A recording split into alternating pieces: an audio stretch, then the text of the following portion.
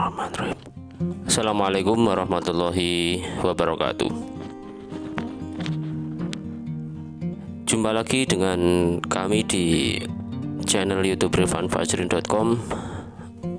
Pada kesempatan kali ini kita akan bersama-sama membahas soal evaluasi 1 tema 8 atau tema Praja Muda Karana, subtema 1 atau Aku Anggota Pramuka. Untuk siswa-siswiku kelas 3, kalian bisa melihat atau membuka buku halaman 39 ya, buku 3H atau buku tema 8. Baik, mari kita bahas bersama-sama.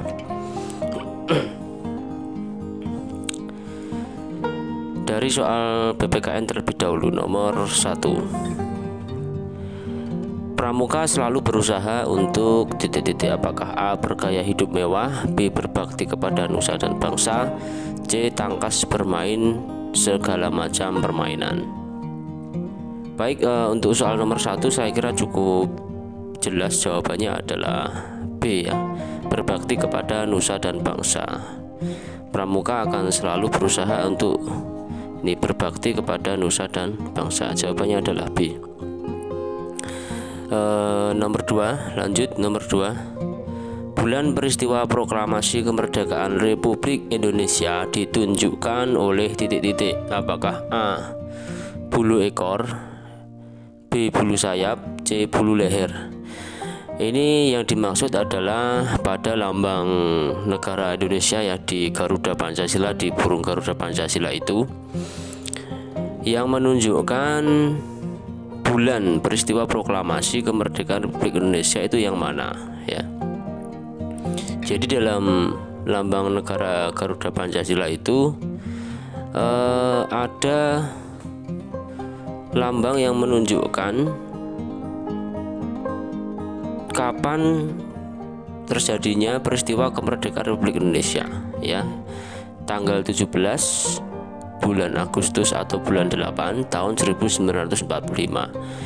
Dan semua itu angka-angka 17, 8, 19 dan 45 itu semuanya ditunjukkan oleh jumlah bulu yang terdapat pada lambang Garuda Pancasila. Nah, yang menunjukkan bulan kemerdekaan itu bulan 8 ya, atau bulan Agustus itu berarti bulan 8 itu ditunjukkan oleh bulu ekor ya. Bulu ekor itu jumlahnya 8. Jadi jawabannya adalah A ya. Ini bulan peristiwanya itu bulan Agustus itu bulan 8. Jadi bulu ekor itu jumlahnya 8. Kemudian bulu sayap itu jumlahnya 17. Jadi ini tanggal ya, tanggal kemerdekaan Republik Indonesia. Kemudian bulu leher itu jumlahnya adalah 45 ya. 45 ini menunjukkan tahunnya. Jadi 17 bulan 8 atau bulan Agustus tahunnya 1945 ya. 19 itu sendiri ada di bulu di ekor ya. Ekor itu ada bulu yang kecil-kecil dan ada bulu yang memanjang ya. Yang bulu ekor yang memanjang itu jumlahnya 8 ini. Kalau yang kecil-kecil itu yang bentuknya sama dengan bulu leher itu jumlahnya 19 ya. Baik, jadi nomor 2 jawabannya adalah A, bulu ekor ya. Bulan yang menunjukkan bulan peristiwa proklamasi kemerdekaan Republik Indonesia, bulan Agustus atau bulan 8. Baik, sekarang nomor 3. Untuk menggalang persaudaraan di antara pramuka di seluruh Indonesia, maka diadakanlah apakah A. Gerakan Pramuka Indonesia, B. Persari, C. Jambore Nasional. Jawabannya adalah C. Jambore Nasional. Ini pertemuan pramuka di seluruh Indonesia ya. Kalau Persari itu kalau yang B, Persari itu perkemahan 1 hari. Itu biasanya diadakan di lingkup sekolah saja ya, satu sekolah begitu. Jadi kalau antara pramuka seluruh Indonesia itu namanya Jambore Nasional atau yang biasa disingkat dengan Jamnas ya. Baik, sekarang nomor 4. menjalankan kewajiban terhadap Tuhan dan Negara Kesatuan Republik Indonesia terdapat pada titik-titik pramuka. Apakah A. Dwi Dharma Pramuka, B. Janji Penggalang, C. Dwi Satya? Baik, untuk menjawab nomor 4 itu jawabannya C ya. Penjelasannya adalah, jadi dalam gerakan pramuka itu ada yang namanya kode kehormatan ya. Jadi kode kehormatan itu merupakan kode kehormatan itu merupakan aturan yang mengatur pramuka di masyarakat. Jadi setiap anggota pramuka ini harus menerapkannya dalam kehidupan sehari-hari, sehingga perilaku setiap anggota pramuka ini akan selalu terjaga. Nah, kode kehormatan itu ya, kode kehormatan itu sendiri berbeda-beda berdasarkan golongan usianya ya, golongan usianya. Untuk pramuka siaga atau pramuka yang berumur 7 sampai 10 tahun itu terdapat kode kehormatan yang namanya Dwi Satya dan Dwi Dharma ya. Adapun yang Dwi Satya Pramuka itu Dwi itu kan 2 ya. Dwi Satya Pramuka itu Dwi itu artinya 2 ya. Dwi Satya Pramuka itu 1 menjalankan kewajiban terhadap Tuhan dan Negara Kesatuan Republik Indonesia. Ini Dwi Satya yang pertama, ini nomor 4 ini. Kemudian Dwi Satya yang kedua dari anggota pramuka siaga itu ada nomor 2 itu setiap kali berbuat kebajikan, artinya selalu berbuat kebajikan. Adapun Dwi Dharma itu yang pertama adalah siaga itu menurut kepada ayah dan bunda. Kemudian Dwi Dharma yang kedua adalah siaga itu berani dan tidak putus asa. Nah, jadi nomor 4 jawabannya jelas adalah C, Dwi Satya. Baik, sekarang nomor 5, pernyataan bahwa bangsa Indonesia bersatu meski berbeda-beda suku adalah, ini sangat populer ya, Bhinneka Tunggal Ika. Bhinneka Tunggal Ika. Nah, Bhinneka Tunggal Ika itu sendiri ya, kalimat Bhinneka Tunggal Ika sendiri itu juga terdapat dalam lambang negara kita atau di burung Garuda. Itu burung Garuda Pancasila itu ada tulisan Bhinneka Tunggal Ika, di mana di pita ya, pita yang dicengkeram oleh kaki burung Garuda itu. Jadi di lambang negara kita burung Garuda itu mencengkeram pita yang tulisannya adalah Bhinneka Tunggal Ika, artinya adalah bersatu ya, berbeda-beda tapi tetap satu jua ya, artinya bersatu meskipun berbeda-beda suku. Baik, sekarang nomor 6, contoh sikap seorang patriot. Nah, nomor 6, contoh sikap seorang patriot. Jadi untuk menjawab soal ini kita harus tahu apa itu patriot ya. Jadi sikap patriot itu adalah sikap seorang yang mencintai atau membela tanah airnya ya. Nah, jadi sikap seorang patriot itu juga selalu gagah berani membela kebenaran dan keadilan. Nah, kalau kita ditanya contohnya, contoh sikap seorang patriot sebagai seorang pramuka siaga atau siswa SD, contoh dari sikap patriot atau mencintai dan membela tanah air adalah misalnya kita selalu berusaha untuk berprestasi ya, berprestasi pada bidang yang kita kuasai. Ini kita tulis saja ini berprestasi ini ya, berprestasi pada bidang yang kita kuasai. Nah, misalnya apa, kalau kita pandai olahraga misalnya, kita berusaha untuk selalu berprestasi di bidang olahraga tersebut ya. Misalnya kita bisa menyanyi ya, kita berprestasi pada bidang tentang seni tarik suara tersebut. Nah, misalnya begitu ya. Oke, kita selesai untuk soal PPKN. Sekarang kita lanjut ke soal bahasa Indonesia ya. Nomor 7. Nah, ini sejarah pramuka diawali dengan berdirinya titik-titik. Apakah A. Organisasi Kepanduan Dunia, B. Gerakan Pramuka Indonesia, C. Pramuka Siaga. Ya, jadi sejarah pramuka itu diawali dengan berdirinya organisasi kepanduan dunia. Ya, kemarin sudah kita bahas bersama ya pada video sebelumnya ya. Organisasi kepanduan dunia atau Boy Scout ya, itu didirikan oleh Lord Baden-Powell, seorang pemuda asal Inggris ya. Baik, nomor 7 sudah, jawabannya adalah A. Kemudian kita lanjut ke soal nomor 8. Warna coklat pada seragam pramuka melambangkan titik-titik. Apakah A. keberanian dan kesucian, B. perjuangan para pahlawan Indonesia, C. semangat berlatih dan beraktivitas. Jawabannya adalah B ya. Warna coklat pada seragam pramuka itu melambangkan perjuangan para pahlawan Indonesia. Kalau keberanian dan kesucian itu, berani itu biasanya dilambangkan dengan warna merah, sedangkan kesucian itu warnanya adalah putih, ini merah putih, seperti warna bendera negara kita, Republik Indonesia. Nah, kalau warna coklat itu adalah melambangkan perjuangan para pahlawan Indonesia. Mengapa? Karena dahulu para pejuang kemerdekaan Republik Indonesia itu seragamnya berwarna coklat-coklat ya, dan warna coklat itu sendiri kemudian dipilih sebagai warna seragam dari Gerakan Pramuka Indonesia. Warnanya adalah coklat muda ya untuk bajunya, sedangkan rok atau celananya adalah warna coklat tua.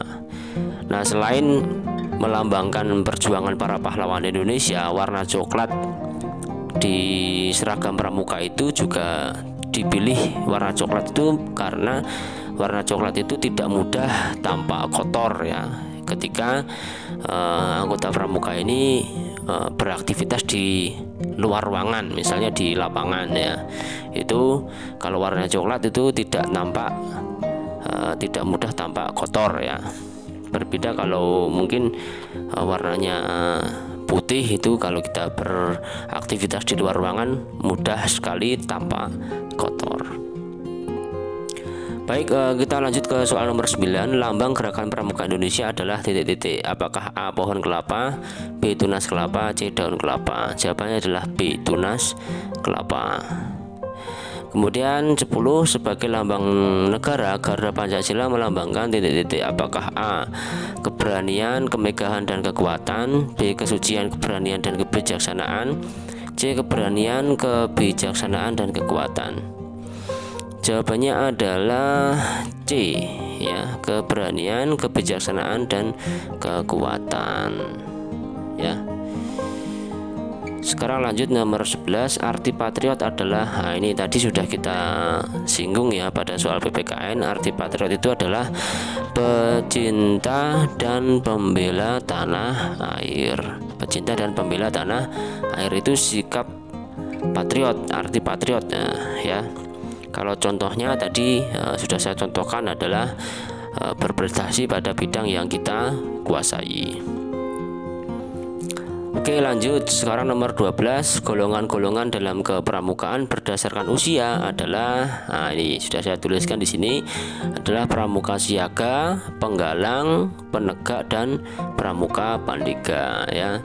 Jadi golongan dalam pramuka itu didasarkan pada usianya ya. Kalau pramuka siaga itu usianya dari 7 sampai 10 tahun, itu masuk ke anggota pramuka siaga. Kalau penggalang itu usianya adalah 11 sampai 15 tahun ya. Kalau pramuka penegak itu 16 sampai 20 tahun, sedangkan pandega itu berusia 21 sampai 25 tahun. Oke, selesai soal bahasa Indonesia. Kita lanjut ke soal matematika. Nih, di di antara garis-garis berikut yang tidak, ini tidak ya, yang tidak membentuk sudut adalah titik-titik. Apakah A, gambarnya seperti ini, ada dua garis ya bertemu di titik ini, kemudian B ada 1 2 3 garis ya, 3 garis lurus bertemu ini ya. Kemudian yang C bentuknya seperti ini. Yang tidak membentuk sudut tentu saja adalah yang C, karena sudut itu adalah pertemuan antara dua garis lurus ya, minimal dua garis lurus. Nah, sedangkan yang C ini yang satu lurus, yang satu lengkung. Meskipun bertemu di satu titik ini, tapi ini tidak dinamakan sudut karena ini dibentuk oleh garis lengkung. Kalau yang A ini terbentuk satu sudut ya di sini.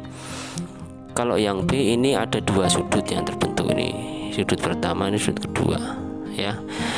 Baik, lanjut ke soal nomor 14. Nomor 14, perhatikan gambar sudut berikut ya. Ini gambar sudutnya, ini ada dua buah garis ya. Ini P, Q, R ya. Nama sudutnya adalah apakah A, P, Q, R, B, Q, P, R, C, R, P, Q ya. Jadi kita kemarin sudah belajar tentang nama sudut ya. Jadi nama sudut itu bisa dengan 3 huruf atau dengan 1 huruf ya. Kalau dengan 3 huruf ya, kita ini misalnya dari sini P, Q, R. Jadi di sini ini sudut P, Q, R, atau ya boleh juga dari sini R, Q, P. Nah ini kalau ini dengan 3 huruf. Kalau nama sudut di atas dengan 1 huruf, ini berarti sudut Q. Ini dinamakan sudut Q. Kenapa? Bertemu di titik Q ini ya. Ini namanya sudut Q. Ini kalau 1 huruf. Nah, kalau dengan opsi ABC ini berarti sudut PQR atau RQP. Nah, ini PQR berarti yang A ya. Kalau RQP nggak ada di sini. RPQ berarti tidak membentuk sudut. QPR juga tidak membentuk sudut ya.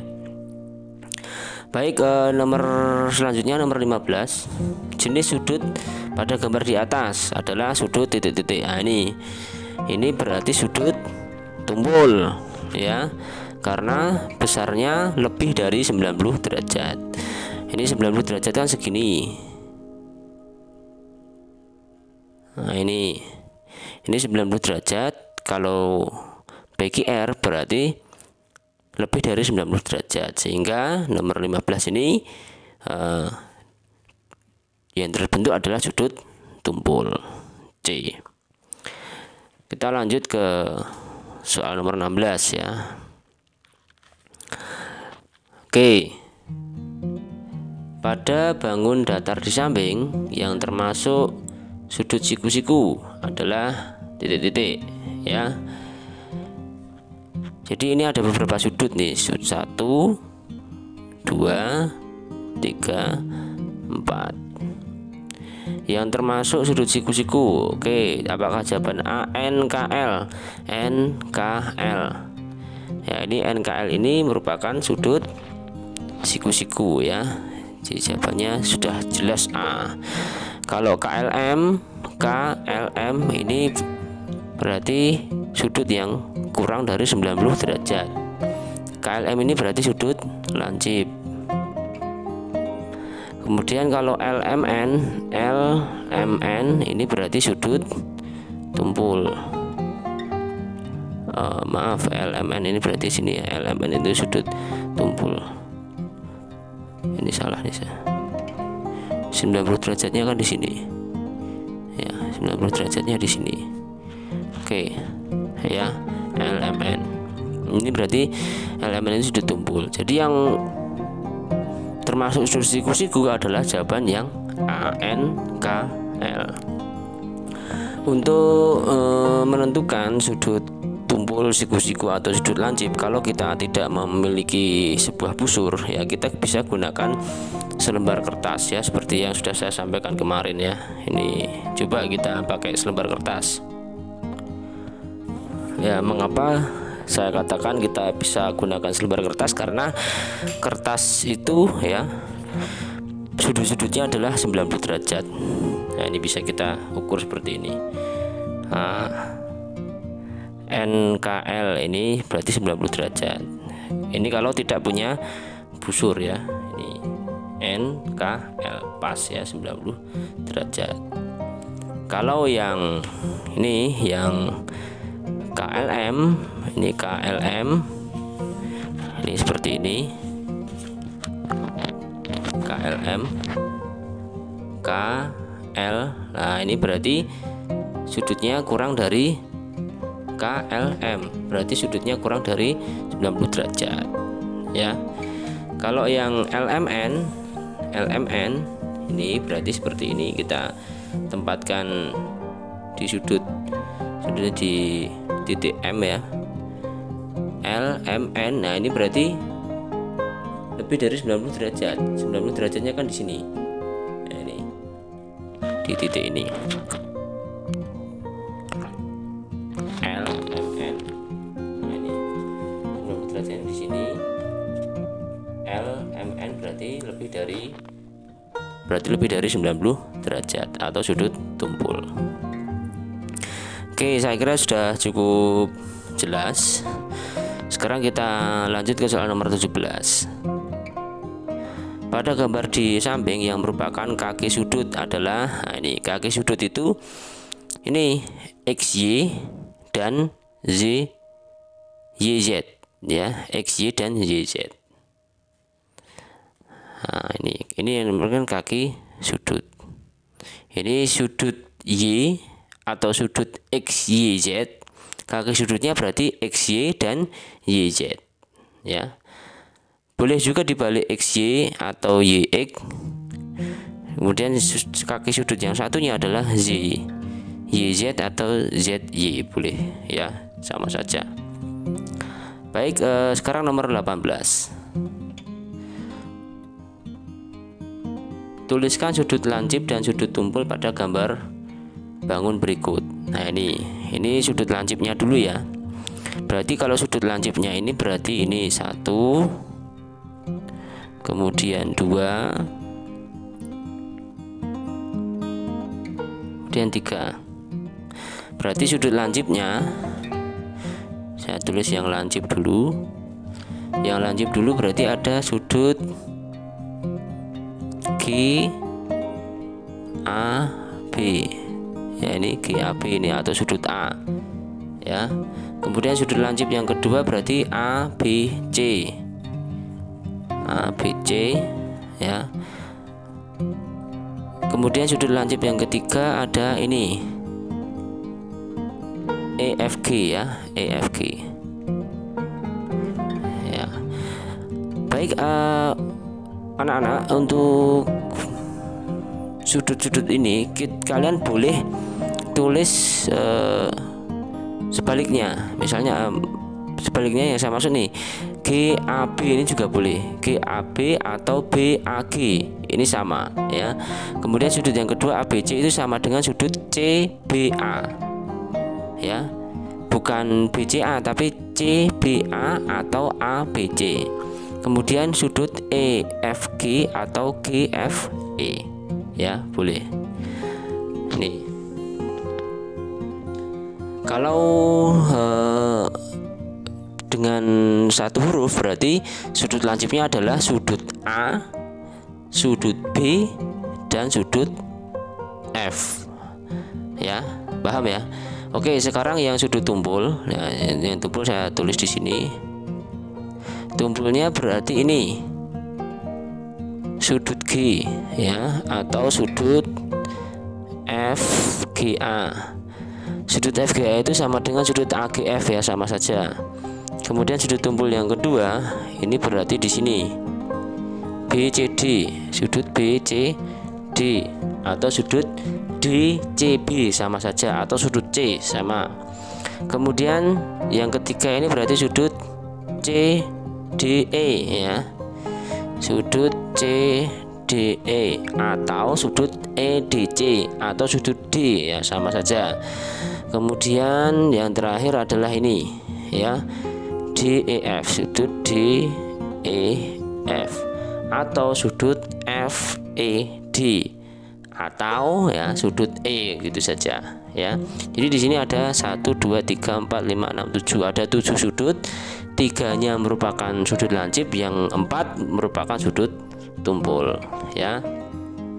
Oke, mudah-mudahan cukup jelas ya. Kita lanjutkan ke soal SPDP ya. Untuk PJOK tidak saya bahas ya, biar dibahas oleh guru olahraga saja ya.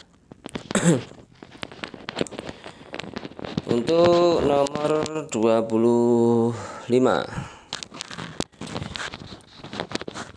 lagu himne pramuka ya.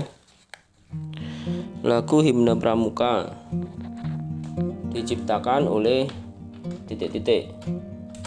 Apakah A. L. Manik, B. W.R. Supratman, C. H. Mutahar.